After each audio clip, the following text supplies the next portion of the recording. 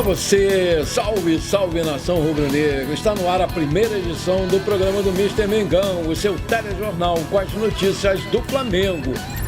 Matheus Gonçalves dá show e Flamengo volta a vencer no Brasileirão Sub-20.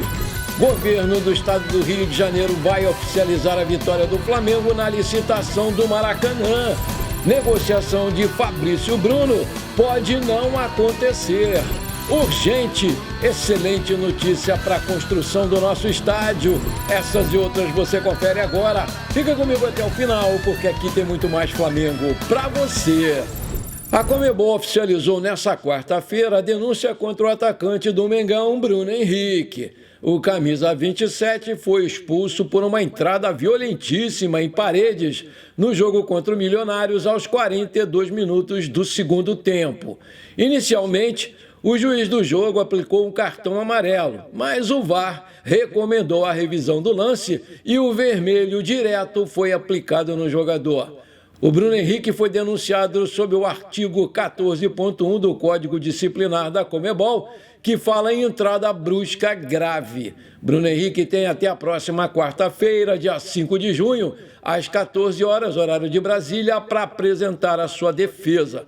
O artigo 14.1 é o mesmo que denunciou o lateral esquerdo Marcelo, do Fluminense, em 2023, depois de uma entrada que causou lesão gravíssima em Luciano Sanches, do Argentino Júnior, na ida das oitavas de final da Libertadores. O tricolor recebeu, por isso, 3 jogos de gancho.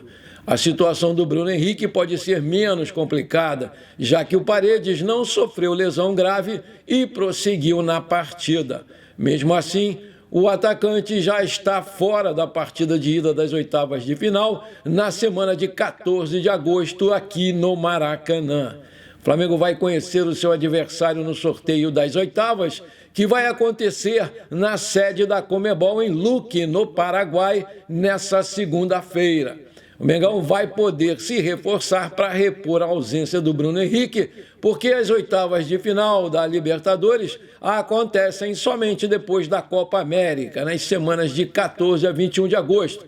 Por ter se classificado em segundo lugar no Grupo E, o Mengão vai fazer a primeira partida aqui no Maracanã e a segunda na casa do seu possível adversário. Fabrício Bruno pode permanecer no Flamengo. O zagueiro não aceitou a proposta salarial do West Ham da Inglaterra e espera uma contraproposta do clube. Caso não receba uma oferta de vencimentos maiores, ele pode ficar e cumprir o seu contrato, que vai até dezembro de 2028. O negócio deve se definir nos próximos dias. O West Ham concordou em pagar cerca de 15 milhões de euros, 84 milhões de reais, para contratar aí 100% dos direitos econômicos do jogador. O clube inglês ofereceu um contrato de 4 temporadas até o meio de 2028, mas o problema está no salário, que não é muito maior do que ele ganha hoje aqui no Flamengo. E, além disso, o jogador perderia 6 meses de salários caso não renovasse o vínculo. Outro fator que está pesando aí na decisão do Fabrício Bruno é a sua família. O jogador teria que transferir os familiares para Londres e adotar uma vida em um nível de gastos muito mais alto do que os atuais e, nesse caso, os rendimentos na Inglaterra, em patamar parecido ao que recebe no Brasil, causariam uma perda de poder aquisitivo. Conforme informações do portal GE, o West Ham não sinalizou ainda se pretende aumentar a sua oferta, pois estaria próximo do seu limite de gastos. O Flamengo venceu o Atlético Goianiense por 3-1 nessa quarta-feira no Estádio da Gávea pela 9ª rodada do Brasileiro Sub-20. Os gols do Flamengo foram marcados por Matheus Gonçalves, 2, e Jean Carlos. O Matheus Gonçalves ele desceu do elenco profissional para jogar no Sub-20. Após o empatar aí com o América Mineiro por 1-1 na rodada passada, o Flamengo voltou a vencer e assumiu a vice-liderança da competição com 16 pontos. O Mengão venceu com Diogo Alves, Daniel Salles, Iago, João Souza e Carbone, Ryan Lucas, Jean Carlos, Matheus Gonçalves, Waleyan, Chola e Wellington. O técnico é o Mário Jorge. Nessa quarta-feira, o perfil do Flamengo emitiu um boletim médico e atualizou a situação do Ayrton Lucas, que teve uma lesão constatada no músculo posterior da coxa esquerda. O perfil não informou a complexidade da lesão e nem tampouco o tempo de recuperação, mas afirmou que o jogador já realiza tratamentos no departamento médico do CT do Ninho do Urubu. Com a sua possível ausência, o Matias Vinha deve ser o titular contra o Vasco, mas vale destacar, no entanto, que esse pode ser o último jogo do Vinha antes da data FIFA, visto que ele foi convocado para a seleção uruguaia e a Celeste tem o seu primeiro jogo no dia 5 de junho contra o México. De acordo com o Globo Esporte, o governo do Rio de Janeiro deve oficializar na próxima semana a vitória da dupla Fla-Flu para seguir administrando o Maracanã. Os dois times cuidam do estádio desde 2019. Como informou o GE, a proposta da dupla Fla-Flu teve uma maior pontuação entre os critérios estabelecidos na licitação. A oferta financeira da dupla Vasco e W Torre foi inferior e, por isso, perdeu feio a disputa. O portal explicou que a expectativa é que seja homologada na terça-feira, dia 4, a vitória da dupla Fla-Flu. Ao lado do tricolor das Laranjeiras, o Mengão terá direito a administrar o Maracanã pelos próximos 20 anos. Dos 8 times que passaram em primeiro lugar nas oitavas de final, 4 são brasileiros: Fluminense, São Paulo, Palmeiras e Atlético Mineiro, ou seja, 50% de chance do Flamengo encarar um time desses aí. É importante ressaltar que o Grupo C do Grêmio ainda tem 2 partidas a serem disputadas e a equipe gaúcha pode ficar no topo da tabela também. Produção, coloca aí quem são os times que o Flamengo pode enfrentar nas oitavas de final da Libertadores, que é o pote 1. Fluminense, São Paulo, The Stronger da Bolívia, Huachipato do Chile ou Grêmio. Júnior Barranquilla da Colômbia, Bolívar da Bolívia, lá na altitude de 3.600 metros acima do mar. Palmeiras, Atlético Mineiro, River Plate da Argentina. Aí eu te pergunto, sem aquela que time que quer ser campeão não pode escolher adversário, quem você escolheria para pegar na próxima fase? Coloca aí. A CBF desmembrou mais 6 rodadas da Série A nessa quarta-feira, da 10ª rodada até a 15ª. Os jogos vão ser realizados entre os dias 19 de junho e 8 de julho, período no qual a seleção brasileira estará na Copa América. E alguns clubes, como é o caso do Flamengo, terão desfalques por convocações. A competição foi paralisada por 2 semanas depois da tragédia com os enchentes lá no Rio Grande do Sul.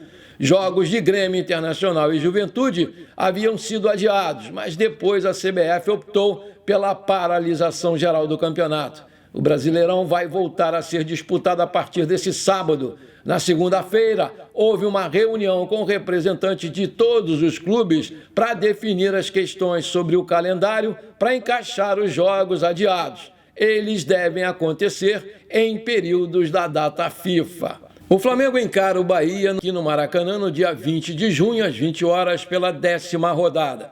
Depois vai pegar o Fluminense no dia 23 de junho, num domingo, às 16 horas, pela 11ª rodada. Depois, pela 12ª rodada, vai enfrentar o Juventude no dia 26 de junho, numa quarta-feira, às 20 horas. Depois, no dia 30 de junho, é a vez do Cruzeiro aqui no Maracanã, pela 13ª rodada. Pela 14ª rodada, vai encarar o Atlético Mineiro em Belo Horizonte no dia 3 de julho, numa quarta-feira, às 21h30. Pela 15ª rodada, no dia 6 de julho, pega o Cuiabá aqui no Maracanã, num sábado às 21 horas.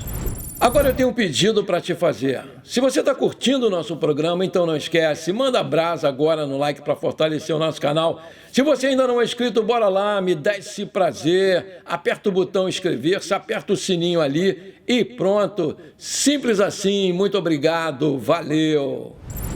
Um relatório de auditoria independente do fundo administrado pela Caixa Econômica Federal, na última segunda-feira, apontou o valor determinado pelo terreno cobiçado pelo Flamengo para a construção do seu estádio próprio. De acordo com o laudo de avaliação da Fundação Instituto de Pesquisas Econômicas, a FIPE, o valor da área de 87 mil metros quadrados é de 240,5 milhões de reais, preço aproximado do que o Flamengo oferece para a aquisição do espaço no gasômetro na região central aqui do Rio de Janeiro. O relatório é assinado pela auditoria independente Pricewaterhouse e é destinado aos cotistas do fundo e à administradora, que é a Caixa. O documento faz parte das demonstrações financeiras de 2023 do chamado Caixa Fundo de Investimento Imobiliário Porto Maravilha.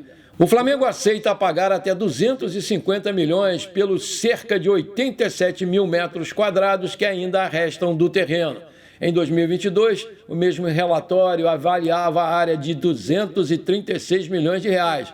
Com a última atualização, para cerca de 240,5 milhões e com a correção da quantia para 2024 pelo INCC, que é o Índice Nacional de Custo de Construção, o valor passaria para pouco mais de 249 milhões de reais. Na última segunda-feira, em jantar na Gávea, o prefeito do Rio de Janeiro, Eduardo Paes, não descartou a possibilidade de desapropriar a área caso as negociações entre Flamengo e Caixa não avancem. Mas ele pode fazer isso ou não pode? A desapropriação de um terreno privado por parte do Poder Executivo está, sim, prevista na Constituição.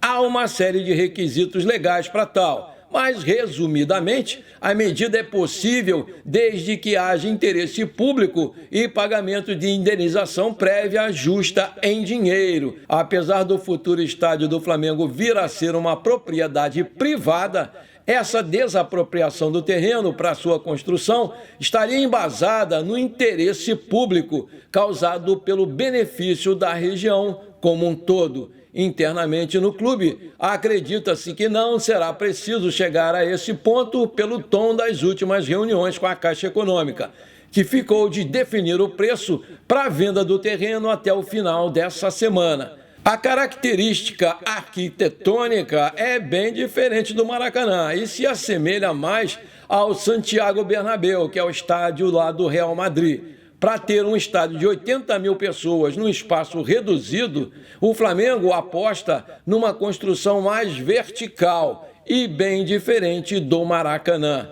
É possível, sim, colocar um estádio de 80 mil pessoas numa área de 87 mil metros quadrados. A gente já fez um anteprojeto desse estádio e daria a chance da gente fazer uma grande praça na frente. Em volta dessa praça, a gente poderia colocar uma série de restaurantes, pontos e outras coisas. Nessa praça, inclusive, a gente poderia colocar telões para quem não tiver condição de ir aos grandes jogos ou para quem não conseguir o ingresso, afirmou lá o presidente Rodolfo Landim em entrevista recente. E aí, você está animado com a construção do estádio? Você acha que agora sai do papel?